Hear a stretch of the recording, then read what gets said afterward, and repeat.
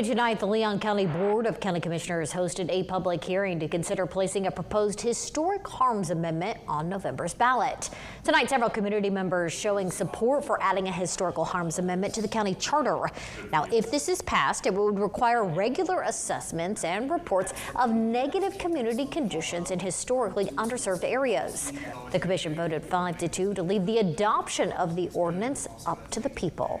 This helps the people be more involved in governance. I think that requiring our county to take a very specific look at policies that they've passed and that are currently running to make sure that it doesn't harm or unintentionally treat any community unfairly, I think that's a good thing, and we should do more of that.